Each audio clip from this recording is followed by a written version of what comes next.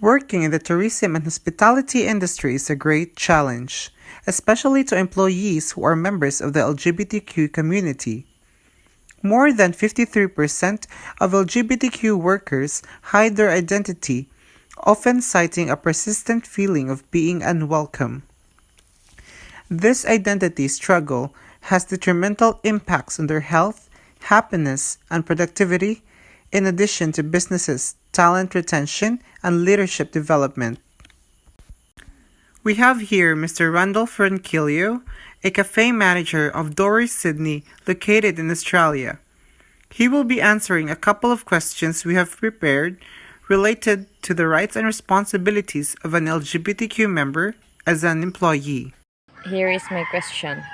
What types of pressure might LGBTQ workers face in their jobs in hospitality and tourism industry?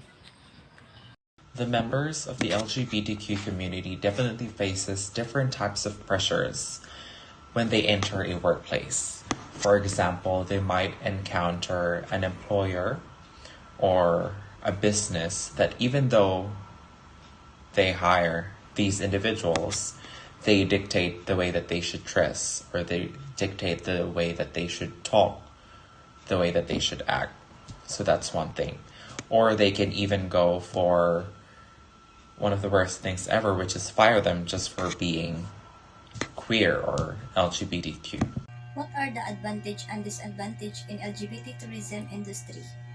Advantages and disadvantages. I can actually think of a reason why having a tourism that caters to showcasing the beauty that is the LGBTQ community would actually do a negative thing. I can only think of positive things, which, as I said before, the more we show people that this is what that community stands for, the more they can accept, and the more they are accepted, the less they will face discrimination or hate crimes or feeling excluded from the community in general.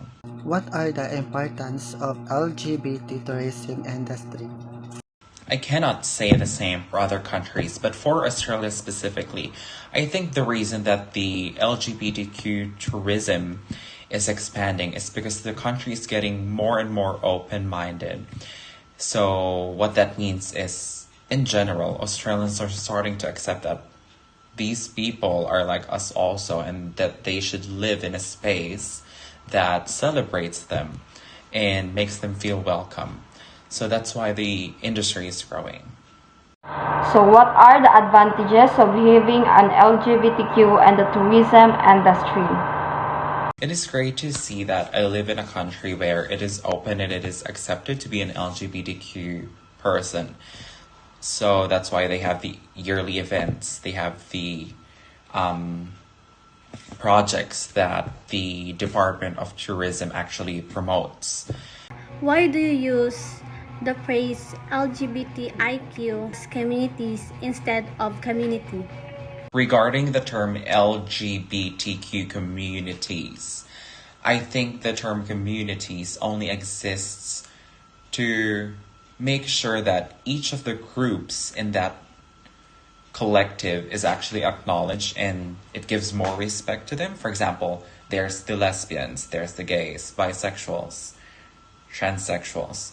But in reality, those divisions actually kind of dissolve, and it's just a whole community of people who try to spread love to everyone and tries to put a positive life to the world. Can you please discuss some reasons that affects the growth of LGBTQ tourism industry?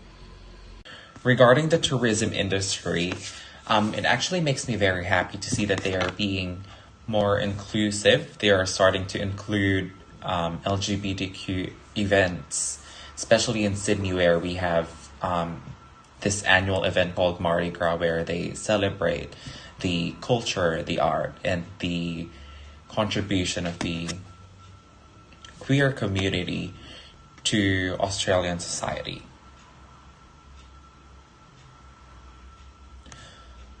But what is important, As a LGBT employee, do you experience discrimination in workplace diversity?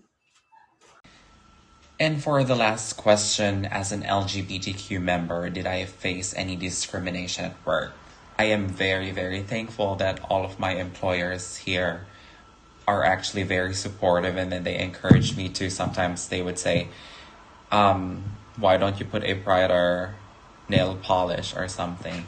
So I've been very fortunate that that wasn't the case for me, but let us not forget those that are actually working in workplaces that are very hostile and unsupportive of them. So the more we talk about these issues, the more we have a chance of getting it addressed, and the more we can have safe spaces for everybody.